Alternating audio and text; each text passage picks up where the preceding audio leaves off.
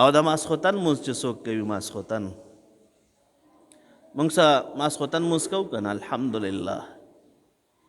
دا د دې امت خصوصیت ته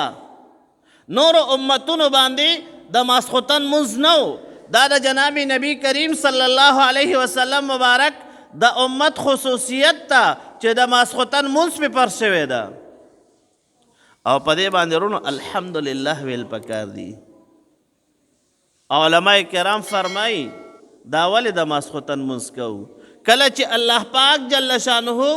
جناب نبی کریم صلی الله علیه وسلم مبارک معراج شریف ته بوتللو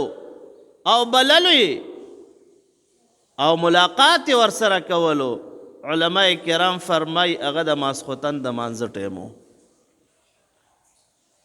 نو خدای پاک جل شانه ورته وفرمایل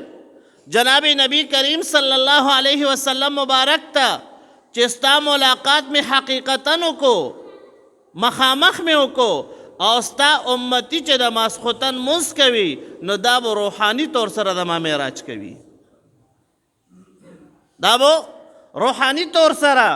زما ملاقات کوي ما سره به معراج کیږي مشایخ اعظام فرمایي کنه چې دا مونځ دا د مؤمن معراج ده معراج څه ته وایي وروڼو د معراج خپله معنا د ادرمپایه چې ورته موږ وایو سیړی خدای پاک جل شانه نبی کریم صلی الله علیه وسلم مبارک د ځمکې نه د ام هانی رضی الله تعالی عنها مبارک د کور نه نبی کریم صلی الله علیه وسلم مبارک الله پاک جل شانه د شپې پسې حصه کې بر اسمانونو ته بوتلی ده او ملاقات یې کړی ده جنتونه یې پې کتلی دي جهنمونه یې پې کتلی دي او دا سیر یې پې کړی ده او بیا خدای پاک جل شانه دنیا ته راوستی ده مونږ چې مونځ کوو تاسو ته رکعتونو پته ده مونږ باندې څو رکعته فرض دي چا خو شمار نه ده کړی که نه دوه رباندې د سار فرض دي څلور د ماسپښین څلور د مازدیګر درې د ماښام څلور د ماسخوتن دا څو رکعته شو پنځلس او درې وتر شو نو پنځلس او دا درې دا څو شو دا رکعتونه ولې خدای پاک فرض کړي دي وروڼو دا ولې په خدای پاک فرض کړي دي قسم د د علماو ته حیران یم د علماء کرامو ته دی د هر څیز حکمت ذکر کړی ده الله پاک جل شانه چې کله معراج شریف ته جناب نبی کریم صلی الله علیه وسلم مبارک بوتلو هلته چې پې کم مکانات کتلی دي کم نعمتونه پې کتلی دي هغه د دې رکعتونو د شمیر مطابق دي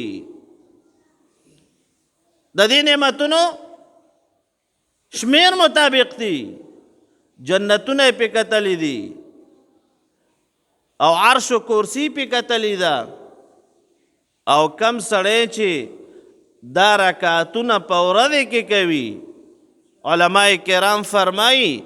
د انسان ته به روحاني طور الله پاک جل شانه دا نعمتونه ورکوي یعنی جنت ته به بوځي خو وروڼو دا کول ګورې پکار دی او ما او تا باندې ګورې فرض دي ما او تا باندې دا مونځ فرض ده او دا نعمتونه چې سړی واوري نو بیا هغه کې شوق راځي که نه یو صحابي مبارک فرمایي حضرت صہیب رومی رضی الله عنه قرآن شریف کې الله پاک جل شانه فرمایي چې وجعلنا اللیل سکنه ما دا شپه د بندگانو د آرام د پاره پیدا کړې ده لیکن حضرت صہیب رومی رضی الله عنه فرمایي وی ما ته ګورې په شپې کې آرام نه راځي علماء کرام فرمایي تفسیر ابن کثیر هغه ذکر کوي حافظ ابن کثیر رحمه الله دا قول ذکر کوي وی ولې حضرت صہیب رومی رضی الله عنه فرمایي وی د چې کله ماسخوتن شي او د جنت شوق مې رایات شي د جنتونو نعمتونه مې رایات شي او جهنم مې رایات شي نو وی بیا مې ګورئ خوب راله خوند نه راکوي وروڼو بیا راله خوب خوند نه راکوي بیا وایم چې الله پاک جل شانه ته ودرم دغه جنتونه راته حاصل شي دغه نعمتونه راته حاصل شي او د دغه تکالیفونه چې الله پاک جل شانه څوک نافرمانه وي هغه بنده ته تکلیف ورکوي وی چې هغه مې رایاد شي نو د الله پاک جل شانه عبادت ته ودرېږم ورونو دا شوق د خدای پاک جل شانه مونږ کې پیدا کی چې د مونځ مونږ خیال وساتو د مونځ طریقه زده کو مونځ په صحیح معنو کې وکړو قسم د کو هغه خوند مونږ کې راغو که نه نو بیا به په یو سجده کې سړی پروت وي او خدای پاک جل شانه نه به دعاګانې پکې غواړي ځکه نوافل چې کوي نو هره دعا هغه په سجده کې هم ته د خدای پاک جل شانه نه غوښتلی شي الله پاک جل شانه دې زمونږ ټولو منځونو صحیح کې او د صحیح منځونو توفیق راکړي